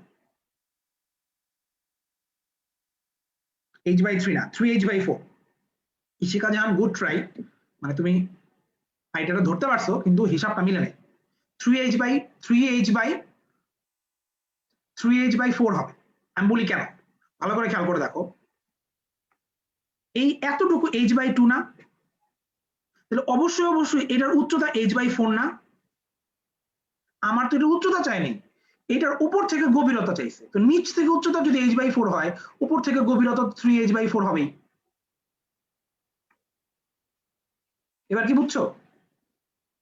পানির উচ্চতা কত? নিচ থেকে h/2। তাহলে পানির ভর কেন্দ্রের উচ্চতা নিচ থেকে কত? h/4। উপর থেকে গভীরতা কত? 3h/4। আমাকে দেখতে হবে আমি কতটুকু উপরে তুলবো, এটা হচ্ছে আমার h প্রাইম। এখন কি বুঝছো কেন এটা 3h/4 হইলো? তাহলে আরেকটা বলো তো আমাকে একটু, আরেকটা বলো। মনে করো একটা কুয়া পুরোপুরি ভরা আছে, একটা কুয়া পুরোপুরি ভরা আছে, আমি এটাকে অর্ধেক খালি করতে চাই, পুরো খালি করবো না। পূর্ণ কুয়া অর্ধেক খালি করবো। তুমি আমাকে বলো আমি এখন কতটুকু খালি করবো? অর্ধেক। তাহলে আমার কি পুরোটার ভর কেন্দ্র দরকার নাকি অর্ধেকের ভর কেন্দ্র হইলেই চলবে? এই অর্ধেকের ভর কেন্দ্র চলবে না? এই অর্ধেকের ভর কেন্দ্র মানে কি এইখানে? অবশ্যই এটা যদি h/2 হয়, অবশ্যই এটা কিন্তু h/4 হবে। তার মানে এই ক্ষেত্রে h prime equal to h/4। তাহলে আমরা তিনটা কেস পাচ্ছি কিন্তু কুয়া খালি করার ক্ষেত্রে। একটা হচ্ছে একটা পূর্ণ কুয়া পুরা খালি করে দিব, তাহলে h প্রাইম h/2 শেষ। তারপরটা হচ্ছে একটা অর্ধপূর্ণ কুয়া, সেটাকে পুরা খালি করে দিব, তাহলে h prime equal to 3h/4। আরেকটা হচ্ছে একটা পূর্ণ কুয়া কিন্তু অর্ধেক খালি করব, মানে এটা অর্ধেক ভরা পুরা খালি করব, আর একটা পুরা ভরা অর্ধেক খালি করব, তাহলে h prime equal to h/4। এগুলা কিন্তু মুখস্থ করে শেষ করতে পারবে না, এটা বুঝে করতে হবে, অঙ্কের ভাষা বুঝে। এই জন্য আমরা এটাকে বলতেছি সোলেমানি কুয়া। কেমন? এই ভর কেন্দ্রের ব্যাপারটা যদি বোঝো, তুমি আরেকটা ইন্টারেস্টিং ম্যাথ বুঝবা। এটাকে বলে ইটের নাড়াচাড়ার ম্যাথ বা ইটের ম্যাথ। ইটের ম্যাথ কম্পেনিয়ন বুকে নাই। ইটের ম্যাথ ছবি দিয়ে আসবে, মনোযোগ দিও। মনে করো তোমাকে বলবে এইভাবে যে একটা ইট শুয়ে আছে, একটা ইট শুয়ে আছে, কেমন? এটা জুম ইন করি। তোমাকে এই ইটের দৈর্ঘ্য প্রস্থ বলে দিবে। মনে করো তোমাকে বললো এই ইটের দৈর্ঘ্য হচ্ছে 10 মিটার, আর উচ্চতা হচ্ছে মনে করো তোমাকে বললো 2 মিটার। উচ্চতা 2 মিটার, এই বরাবর 2 মিটার, কেমন? তোমাকে বললো এই ইটটাকে শোয়া থেকে দাঁড় করাবো, মানে কাম ভাইয়া ইটকে শোয়া থেকে দাঁড় করাচ্ছে আর কি। কতটুকু কাজ করতে হবে, কতটুকু কি করতে হবে, কাজ করতে হবে। ইটার ভর বলে দিবে, ইটার ভর হচ্ছে মনে করো বলে দিল 1 কেজি। কতটুকু কাজ করতে হবে। এখন তুমি চিন্তা করো এই যে তুমি ইটকে যে তুলবা, তুমি ভর কেন্দ্রের থিওরি দিয়ে ইজিলি অ্যান্সার বের করে ফেলতে পারো। আমরা জানি কোনো একটা বস্তুকে নাড়াচাড়া করানো মানে তার ভর কেন্দ্রকে নাড়াচাড়া করানো, তাই না? তুমি আমাকে বলো তো, যখন সে শুয়েছিল তখন তার ভর কেন্দ্র মাটি থেকে কত উপরে ছিল? 1 মিটার। এটা কি বুঝো? ইটার কিন্তু উচ্চতা 2 মিটার ছিল। যখন সে শুয়েছিল তখন তার ভর কেন্দ্র মাটি থেকে কত উপরে ছিল? 1 মিটার উপরে ছিল, ঠিক কিনা? হুম। এখন যখন সে দাঁড়ায় আছে, এখন কি তার উচ্চতা 2 মিটার নাকি 10 মিটার? এখন এটা কত? 10 মিটার। রাইট? তাহলে এখন তার ভরকেন্দ্র মাটি থেকে কত উচ্চতায় আছে? অবশ্যই 5 মিটার, ঠিক কিনা? তাহলে ভরকেন্দ্রের সরণ কত হইল? ভরকেন্দ্র আগে ছিল 1 মিটার উচ্চতায়, আর এখন দাঁড়ানো অবস্থায় ভরকেন্দ্র কয় মিটার উচ্চতায়? 5 মিটার উচ্চতায়। তাহলে ভরকেন্দ্রের সরণ কত? 4 মিটার। এটা কি বুঝছো কিনা? আমার এইখানে ভরকেন্দ্রের সরণ হচ্ছে 5 মিটার মাইনাস 1 মিটার মানে 4 মিটার। তাহলে এটাই হচ্ছে আমার এইচ, এটাই হচ্ছে আমার এই বস্তুটাকে আমি আসলে এত উচ্চতা তুলছি শোয়া থেকে দাঁড় করানোর কারণে, তাই না? তাহলে আমার কাজ কি হবে? W equal to M G H. M এর মান কত? 1 কেজি। জি এর মান কত? 9.8। এইচ এর মান কত? 4 মিটার। তাহলে উত্তর হবে 39.2 জুল। এটা কি বুঝছো? কি নাড়াচাড়া কেমনে করতে হয়?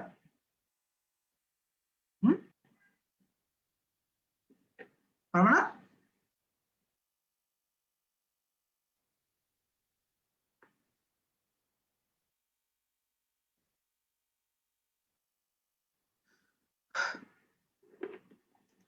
তাইলে ক্লাস শুরু করছিলাম হচ্ছে 78 জন দিয়ে, এখন আছে 25 জন। স্বাভাবিকভাবেই রোজার মাস, মানে এনার্জি থাকার কথা না, তো অনেকেই হচ্ছে রেস্ট নিচ্ছে, পরে এসে ক্লাস করে, তাই না? এটা এটা পরে এসে ক্লাস করে, বুঝছো? তো পোস্টটা তো আমার, তাই না? তো রাত্রে এসে যখন ক্লাস করে তখন আমি টের পাই, কারণ ওই কমেন্ট করতে থাকে। ওরা যখন লাইভে ক্লাসটা করে তখন লিখে একটু জি ভাইয়া শোনা যাচ্ছে, তারপরে আবার লিখে তোমার হচ্ছে সব ক্লিয়ার, তারপরে ইয়েস, তারপর উত্তর লিখতে থাকে সমানে। মানে ওরা ফিল করে নেয় যে আমি ক্লাসটা এখনই করতেছি আর কি। আমি দেখি যে অনেকদিন পর পর দেখি যে আমার পুরাতন ক্লাসে কমেন্ট আসছে, সমানে কমেন্ট করে যাচ্ছে, ক্লাসটা এসে পরে করে নিবে আর কি। ঠিক আছে, তাহলে ঈদের আগে তোমাদের সাথে আমার এটাই লাস্ট ক্লাস, ঈদের পরে আবার ক্লাস হবে।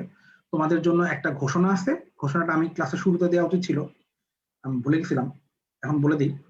সেটা হচ্ছে আমি একটু পরে নোটিশে দিয়ে দিব, মেডিকোর যে এক্সাম সার্ভার, এই এক্সাম সার্ভার তো তোমার হচ্ছে সারা বছর এটার এটার মধ্যে পোলাবার পরীক্ষা দেয়। তো আমরা না এক্সাম সার্ভারে কোনো কাজ করতে পারি না, মানে এক্সাম সার্ভারে যে আপগ্রেডেশনের যে কাজ বা কোনো ত্রুটি থাকলে সেটা সারানোর যে কাজ, এটা আমরা করতে পারি না ম্যাসিভ লেভেলে, কারণ প্রতিদিনে কেউ না কেউ পরীক্ষা দিচ্ছে। একই সাথে এক্সাম সার্ভার তোমার হচ্ছে আপগ্রেডের কাজ আর যদি পরীক্ষার কাজ একসাথে চলে, তাহলে কিন্তু তোমার দেখা যাবে যে কোনো না কোনো ঝামেলা হয়ে যাবে, কেউ না কেউ এক্সাম দিতে গিয়ে নাম্বার ঠিকঠাক পাবে না। এটার জন্য আমাদের যারা তোমার হচ্ছে সার্ভারের যারা কাজ করে, যারা সফটওয়্যার ইঞ্জিনিয়ার যারা, তারা আমাদের কাছে 7 দিন সময় চাইছে, যে ভাই 7 দিন সময় লাগবে এক্সাম সার্ভার আপডেট করার জন্য। তো ওদেরকে আমরা 11 তারিখ থেকে 17 তারিখ পর্যন্ত সময় দিছি। এই সময়টার মধ্যে এক্সাম সার্ভারে কেউ এক্সাম দিতে পারবে না, এক্সাম সার্ভারটা অফ থাকবে। কথা বোঝা যাচ্ছে? তো এই জন্য তোমাদের আজকের যে ক্লাস, এটার উপর এক্সাম ছিল কবে? 11 তারিখ।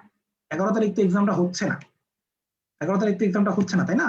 তো এই জন্য এটার এক্সাম হবে 17 তারিখ, এটার এক্সাম হবে 17 তারিখ। আর 17 তারিখের যে এক্সামটা ট্রায়াল এক্সাম, সরি এক্সাম 17 তারিখ হবে না, ভুল করলাম, এক্সাম হবে 18 তারিখ, এবং 18 তারিখ তোমাদের একটা ক্লাসও হবে। 17 তারিখ যে ট্রায়াল এক্সাম, যেহেতু 11 থেকে 17 বন্ধ এক্সাম সার্ভার, 17 তারিখ ট্রায়াল এক্সামটা হচ্ছে না। ওই ট্রায়াল এক্সামটা আমরা 19 তারিখ নিব, আর 18 তারিখ আমরা একটা ক্লাস দিব, বুঝতেছো? আর 17 তারিখ যদি ট্রায়াল এক্সাম হইতো তাহলে আমরা 18 তারিখ তো অবশ্যই একটা ক্লাস দিতাম, তাই না? 18 তারিখের ক্লাস 18 তারিখে হবে। 18 তারিখ আজকের ক্লাসের যে এক্সামটা এটাও হবে, কেমন? আর হচ্ছে তোমার এই 19 তারিখে ট্রায়াল এক্সাম আমরা দিয়ে দিব, ঠিক আছে? তাহলে ট্রায়াল এক্সামের জন্য পড়াশোনা করো। 18 তারিখে ক্লাস শুরু হওয়ার কথা, ওটা 18 তারিখে শুরু হবে। শুধু 17 তারিখে ট্রায়াল এক্সামটা চলে যাচ্ছে হচ্ছে তোমার কত তারিখ? 19 তারিখ। 11 তারিখের যে এক্সামটা এটা চলে যাচ্ছে কত তারিখ? 18 তারিখ। কেমন? এটা আমি আলাদা করে একটা পোস্ট আকারে দিয়ে দিব, 18 তারিখে কি ক্লাস হবে সেটা সহ। সবাই ভালো থাকো, সুস্থ থাকো, আর ঈদ ভালো মতো কাটাও। ঈদের দিন, ঈদের আগের দিন, ঈদের পরের দিন পড়ার কোনো দরকার নেই। আর হচ্ছে যে এখন তোমরা একটা বাজে সময়ের মধ্যে দিয়ে যাচ্ছ, ফেসবুকে এমন কোনো পোস্ট দেখবা না যেই পোস্ট তোমাকে মেডিকেল ভর্তি পরীক্ষার যে রেজাল্ট সেটার কথা মনে করায়। তোমার যারা ফ্রেন্ড ছিল, যারা মেডিকেলে চান্স পাইছে, অবশ্যই তারা তোমার এখনো ফ্রেন্ড আছে, বা তাদের কাছ থেকে দূরত্ব মেনটেন করো যতদিন পর্যন্ত তোমার একটা সফলতা না আসে। তুমি তোমার ফ্রেন্ডকে সুন্দর করে বলো যে ভাই তোর সাথে আমার কোনো শত্রুতা নাই, কিন্তু আমার এখন তোর সাথে কথা বললে আমার কমপ্লেক্স তৈরি হয়, আমার মন খারাপ হয়, বা পড়া থেকে মনোযোগ সরে যায়। তুমি এদের কাছ থেকে আপাতত একটা দূরত্ব মেনটেন করো, আশা করি ওরাও তোমার ব্যাপারটা বুঝবে যদি তোমার রিয়েল ফ্রেন্ড হয়। এখন তুমি তার সাথেই বন্ধুত্ব তৈরি করো যার সাথে তুমি এখন নিজেকে সিমিলার মনে করতেছো। দ্যাট মিনস তোমার সাথে এখন যারা সহপাঠী তাদের কাউকে তুমি পড়াশোনার সঙ্গী হিসেবে নিয়ে, যেহেতু অনলাইনে অ্যাক্সেসটা অনেক ইজি এখন, পড়াশোনার কম্পিটিশনে এই সময়টা ব্যয় করো। আমরা যখন নিজেদের মতো একজনকে দেখি তখন আমাদের মনে একটা সাহস তৈরি হয় যে না, আমি শুধু এই বিপদে একা নাই, আমার সাথে আরো মানুষ আছে। মানুষ তখনই নিজেকে অনেক সাহসী ভাবে যখন সে ভাবে যে না, আমরা সবাই একসাথে এই বিপদের মধ্যে যাচ্ছি। তোমার যে সহযোদ্ধা কারা কারা তোমার সহপাঠী, তাদেরকে এখন খুঁজে তাদের কারো না কারোর সাথে তুমি পড়াশোনার কম্পিটিশন তৈরি করো। বাসায় যদি সাপোর্টিভ ফ্যামিলি থাকে খুবই ভালো। সব বাসায় সাপোর্টিভ বাবা মা থাকে না, যারা সাপোর্টিভ বাবা বা মা বা দুইজনকেই পাইছো, বা সাপোর্টিভ কোনো ফ্যামিলি মেম্বার আছে যে তোমার বড় ভাই বা বড় বোন তোমার উপর এখনো বিশ্বাস রাখছে, এমন কেউ যদি থাকে তাহলে খুবই ভালো। তুমি ঘরের মধ্যেই মসজিদ পেয়ে যাচ্ছ, তুমি তার কাছে তোমার সমস্ত মনের কথা মনের দুঃখ শেয়ার করো, নিজে হালকা হয়ে যাও। একা এত বড় লোড নিও না, এই এত অল্প বয়সে এত বিশাল একটা জিনিসের লোড নেওয়া কিন্তু চারটিখানি কথা না, তুমি অনেক বড় একটা প্রেশারের বোঝা মাথায় নিছো কিন্তু। যে আমরা আমাদের সময় কি করছি, আমরা গণহারে গরুর মতো পড়ে গেছি, সামনে একটা ডেটে এক্সাম হবে, সেই এক্সাম আমরা দিব, এক্সামের ডেট চেঞ্জ হবে, এটা আমরা জানতাম। তোমাকে এখন মানে পড়তেও হচ্ছে, আবার এটাও টেনশন করতে হচ্ছে তুমি এক্সাম কি আসলে হবে নাকি হবে না, কবে হবে, কয়দিন পিছাবে। এটা একটা বিশাল স্ট্রেস। এটা তুমি গত বছর এপ্রিল মাস থেকে তোমার জন্য স্টার্ট হয়েছে, যে পরীক্ষার 2 দিন আগে তুমি জানছো যে আসলে এক্সামই হবে না, এইচএসসি পরীক্ষা। এই ধরনের সিচুয়েশন সামনে কি আসে আমরা তো জানি না। কোভিড পরিস্থিতি কেমন হয়, গতকালকে ইন্ডিয়ান ভ্যারিয়েন্টটা বাংলাদেশে ধরা পড়ছে, সামনের অবস্থা কিরকম হয়, কয়জন মারা যায়, দুঃখজনক হলেও সত্যি। এই মৃতের হার যদি কমে আসে তাহলে আমাদের এক্সাম হবে। আমাদের আসলে এই কতজন মরে তার উপর ভিত্তি করে শকুনের মতো বসে থাকতে হচ্ছে। কতজন মরে এটা যদি কমে আসে তাহলে আমাদের এক্সাম হবে, আর যদি এটা বেড়ে যায় তাহলে এক্সাম হবে না। মানে ব্যাপারটা খুবই খুবই দুঃখজনক, খুবই প্যাথেটিক। তো এখন মনে করো মানে দুনিয়া দেখার আগেই তুমি দুনিয়ার সব প্রেশার দেখে ফেলতে চাও। এটার জন্য তোমার পাশে হলে সাপোর্ট দরকার। সাপোর্টের জন্য ফ্যামিলির মধ্যে কাউকে খোঁজো, যদি পাও ভালো, না পেলে ফ্রেন্ডের মধ্যে খোঁজো, এমন কাউকে খোঁজো যে তোমাকে বুঝবে এবং যে তোমার মতোই পড়াশোনা করে, তুমি তার সাথে পাল্লা দিতে পারো। বন্ধুত্বটা এখন সময় নষ্ট করার কাজে ব্যবহার না করো, বন্ধুত্বটা এখন সময় কিভাবে কাজে লাগানো যায় সেটার জন্য ব্যবহার করো। আমার মনে হয় দিন শেষে যে আমি তোমাকে পড়াচ্ছি 6 মাস পরে, কে তোমাকে পড়াইছে কেউ জানতে চাইবে না। তুমি কোথায় চান্স পাইছো বা তুমি তোমার পরিশ্রমের রেজাল্ট পাইছো কিনা, এটাই আলটিমেটলি সবাই জিজ্ঞেস করবে। তুমি নিজেকেও এটাই জিজ্ঞেস করবা যে আমি আসলে এতদিন কষ্ট করলাম, আমি রেজাল্ট আসলে কি পাইছি, এটা তোমার নিজের কাছে নিজের একটা জিজ্ঞাসা হবে, তাই না? এখন তখন যদি তুমি 6 মাস পরে গিয়ে এটা বলতে পারো নিজেকে যে হ্যাঁ আমি চেষ্টা করছি, আল্লাহ ভাগ্যে যেটা রাখছে আমার সেটা হয়েছে, তাহলে তুমি অন্তত নিজের কাছে নিজে ছোট হবে না, তাই না? তুমি যদি আয়নার দিকে তাকা এটা বলতে পারো যে না, আমি আল্লাহ আমাকে যে মেধা দিছে, এই যে পরিশ্রম করার ক্ষমতা দিছে, এটা আমি 100% করছি, তাইলে তুমি যেখানে চান্স পাও না কেন তোমার নিজের কাছে নিজে তুমি কখনোই ছোট হবে না। যারা মেডিকেলে চান্স পায় না, যারা কোনো ভার্সিটিতে পড়ে, যারা খুলনা ভার্সিটি থেকে চান্স পায় পাশ করে বেরিয়েছে, যারা জাহাঙ্গীরনগরে পড়ে পাশ করে বেরিয়েছে, তারা কি ছোট হয়ে গেছে? মোটেই না। তারা নিজেদের লাইফ নিয়ে অনেক হ্যাপি। তোমার এটা এখন এই মুহূর্তে মনে হবে না, তুমি হয়তো 1 বছর 2 বছর পরে গিয়ে তোমার এটা ফিল হবে যে আমি এখন যেখানে আছি আমি হ্যাপি আছি। কিন্তু তুমি যদি এটা ভাবো যে আমি আমার অযোগ্যতা এখানে চান্স পাইছি বা আমার অযোগ্যতা আমি ওইখানে চান্স পাইনি, তাহলে তুমি ছোট হয়ে যাবে। যখন তুমি ফুল চেষ্টাটা করবা এবং আল্লাহর উপর বিশ্বাস রাখবা, তখন তুমি যেখানেই চান্স পাবা তুমি ভাববা আল্লাহ এটা আমার জন্য এটাই ভালো ছিল বলে এটাই রাখছে, কেমন? তাহলে একটা শান্তির জায়গা থাকে, তাই না? মানুষ অনেকেই তোমাকে অনেকভাবে ছোট করতে পারে, তুমি দুনিয়ার সবচেয়ে বড় লোক হইলেও তোমাকে মানুষ ছোট করার চেষ্টা করবে। বিল গেটসের অবস্থা দেখছো না, সে ডিভোর্স দিতে সবাই তাকে নিয়ে ঠাট্টা মশকরা করা শুরু করছে। তার মানে একটা মানুষ যত সফলতাই লাভ করুক না কেন, তাকে মানুষ চাইলেই যে কোনো ভাবে ছোট করতে পারে। ছোট করার জন্য কোনো কিছু লাগে না, ইচ্ছা মতো ছোট করা যায়। বাট একটা মানুষ তখনই আসলে ছোট হয়ে যায় যখন সে নিজের কাছে নিজে ছোট হয়ে যায়, তাই না? এতটুকু চেষ্টা করবো, এতটুকু কষ্ট করবো যে নিজের কাছে নিজে ছোট না হবে, তাইলে আমাদের সবার কষ্ট সফল হবে। কিন্তু অবশ্যই রোবট হয়ে পড়া যাবে না। ঈদের দিন, ঈদের আগের দিন, ঈদের পরের দিন নিজেকে ফ্রেশ রাখো, রিফ্রেশ রাখো, পড়াশোনা করো না। এই 3 দিনের রেস্ট তোমার জন্য যেন ফুয়েল হিসেবে কাজ করে, জ্বালানি হিসেবে যেন কাজ করে, যে এই 3 দিন রেস্ট নিছি, এখন আমি তাবরায়া পড়বো, কেমন? ঈদ মোবারক, আল্লাহ হাফেজ, আসসালামু আলাইকুম।